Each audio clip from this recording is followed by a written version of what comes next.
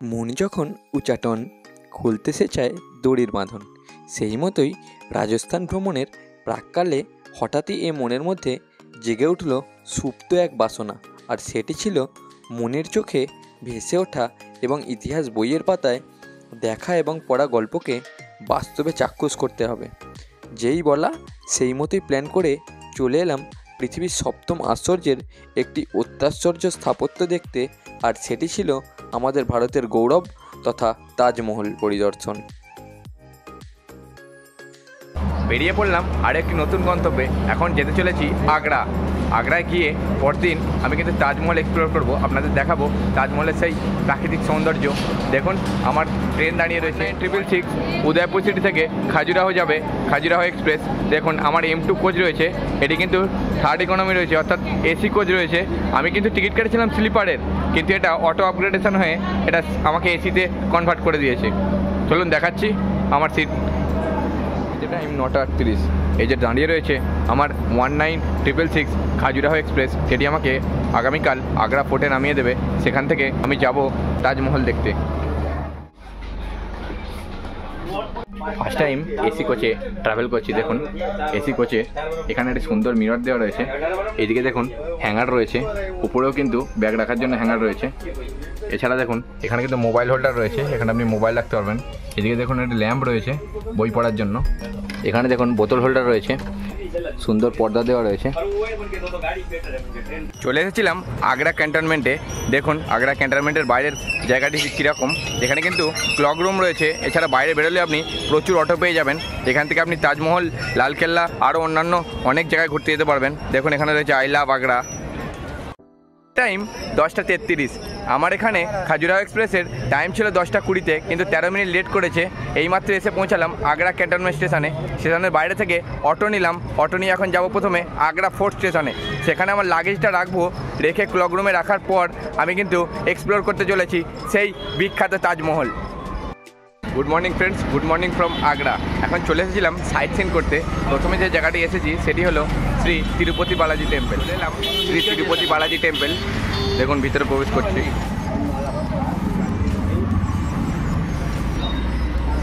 এখানে কিন্তু ফটোগ্রাফি বারণ রয়েছে, বাইরে থেকেই দেখাচ্ছি।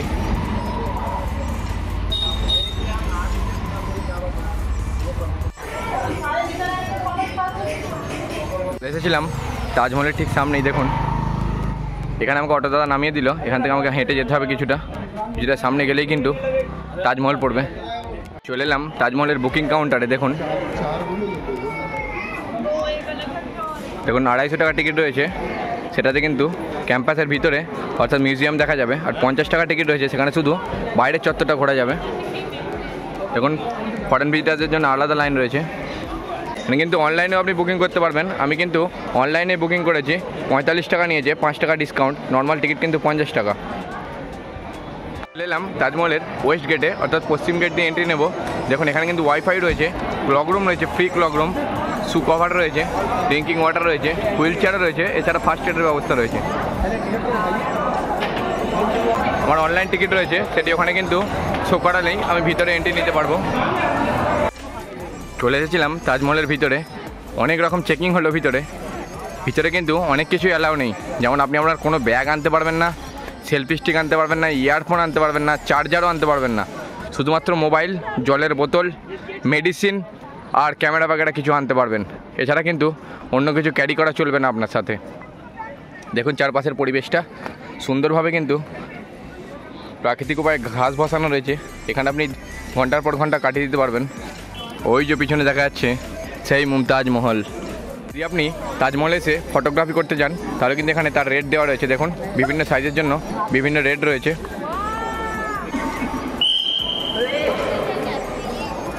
দেখুন দূরে সেই অভূতপূর্ব মুমতাজ মহল। তাজমহল ভারতের উত্তরপ্রদেশে আগ্রায় অবস্থিত একটি রাজকীয় সমাধি। মুঘল সম্রাট শাহজাহান তার স্ত্রী আরজুমান বানু বেগম, যিনি মুমতাজ নামে পরিচিত ছিলেন, তার স্মৃতির উদ্দেশ্যেই এই অপূর্ব সৌধটি নির্মাণ করেন। এই সৌধটির নির্মাণ শুরু হয়েছিল 1632 খ্রিস্টাব্দে, যা সম্পূর্ণ হয়েছিল প্রায় 1653 খ্রিস্টাব্দে। দেখুন প্রচুর লোক রয়েছে, বিদেশি পর্যটকও প্রচুর রয়েছে এখানে। এ জীবনে কখন যে কি হয়ে যায় কেউ কিন্তু জানে না। আমার কিন্তু প্ল্যান ছিল উদয়পুর থেকে জয়সলমীর যাওয়ার, কিন্তু জয়সলমীর আমি গেলাম না। ইচ্ছে হলো আগ্রা ফোর্ট আমার রাস্তাতেই পড়বে, অর্থাৎ বাড়ি যাওয়ার রাস্তাতেই আগ্রায় যাব, তাই তাজমহলটা দেখে নেবো না, এটা কখনো হয়? তাই চলে এসেছিলাম বিখ্যাত সেই স্থাপত্য দেখতে, যা মুঘল সম্রাট শাহজাহান দ্বারা তার স্ত্রীর স্মৃতির উদ্দেশ্যে নির্মাণ করা হয়েছিল সেই তাজমহলে। দেখুন অসাধারণ সৌন্দর্যের সেই স্থাপত্য, সেই তাজমহল। ভিতরে সুন্দর পার্ক করা রয়েছে। আমি কিন্তু মিউজিয়ামের টিকিট নিইনি, শুধুমাত্র বাইরে ঘোরার জন্য টিকিট নিয়েছি 50 টাকার টিকিট। মিউজিয়ামের ভেতরে ঢোকার জন্য টিকিট ছিল 250 টাকা। এখানে প্রচুর বিদেশি পর্যটক রয়েছে। আমার হাতে খুব বেশি টাইম নেই, আমাকে এখনও রেড ফোর্ট ঘুরতে হবে, লালকেল্লা। এছাড়া বাজারেও ঘুরবো, বাজারে কিছু কেনাকাটি করার আছে। তাজমহল ঘুরে চলে আসার পর আমার পরবর্তী গন্তব্য ছিল আগ্রা ফোর্ট। দেখুন চলে এসেছি আগ্রা ফোর্টের ঠিক সামনে। এখানে টিকিট কাউন্টার রয়েছে, টিকিট কিন্তু 40 টাকা ইন্ডিয়ান সিটিজেনদের জন্য, কিন্তু আমি অনলাইন কাটলাম সেই জন্য 35 টাকা নিল। দেখুন আগ্রা ফোর্ট ওপেনিং এবং ক্লোজিংয়ের টাইম দেখুন। সানরাইজ টু সানসেট, অর্থাৎ সূর্যোদয় থেকে সূর্যাস্ত অবধি খোলা থাকে এই আগ্রা ফোর্ট। এই যে গেট, এখান দিয়ে প্রবেশ করছে সবাই। আগ্রা দুর্গ হলো আগ্রা শহরের একটি ঐতিহাসিক দুর্গ, যা আগ্রার লাল দুর্গ নামেও পরিচিত। 1530 সালে এই দুর্গে মুঘল সম্রাট হুমায়ুনের মুকুট পরানো হয়েছিল। পরে এটি 1565 সাল থেকে মুঘল সম্রাট আকবর দ্বারা সংস্কার করা হয়েছিল এবং বর্তমানের কাঠামোটি 1573 সালে সম্পন্ন হয়েছিল। এটি 1638 সাল অবধি মুঘল রাজবংশের শাসকদের প্রধান বাসস্থান হিসেবে কাজ করেছিল। রাজধানী আগ্রা থেকে দিল্লিতে স্থানান্তরিত করা হয়। এটি লাল কিলা বা কিলাই আকবর নামেও কিন্তু পরিচিত ছিল। এই আগ্রা দুর্গটিকে ইউনেস্কো বিশ্ব ঐতিহ্যবাহী স্থান হিসেবে খোদাই করা হয়েছিল। এখানে আপনি দেখতে পাবেন খাসমহল, শীষমহল, আরও অনেক কিছু।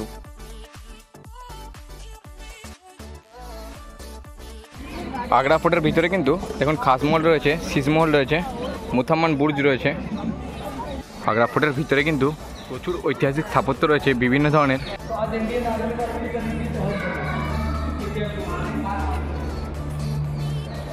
এখানে দেখুন দিওয়ানি খাস রয়েছে।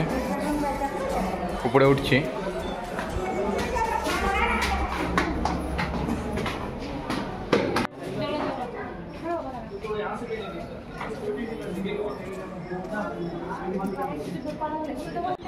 আগ্রা ফোর্টের উপর থেকে কিন্তু ওই দেখা যাচ্ছে যমুনা নদী।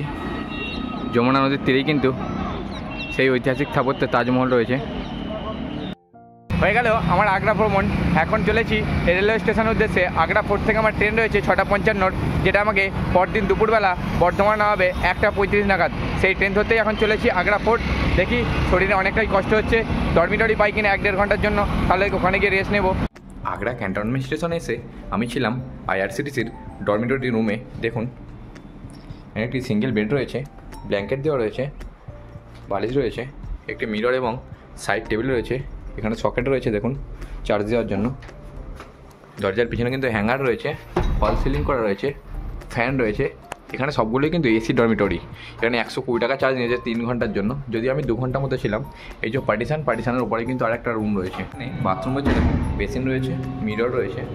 এই যে বাথরুমের পোর্শনটা দেখাই, টোটাল 4টে বাথরুম রয়েছে। তো বন্ধুরা, ভিডিওটি কেমন লাগলো? যদি ভালো লেগে থাকে অবশ্যই একটি লাইক করবেন, আর এরকম আরও ভিডিও দেখার জন্য চ্যানেলটি সাবস্ক্রাইব করে রাখবেন। আমার একদিনে আগ্রা ভ্রমণের খরচ কিন্তু এই ভিডিওর ডেসক্রিপশানে দিয়ে দিলাম। ভালো থাকবেন সকলে, সুস্থ থাকবেন।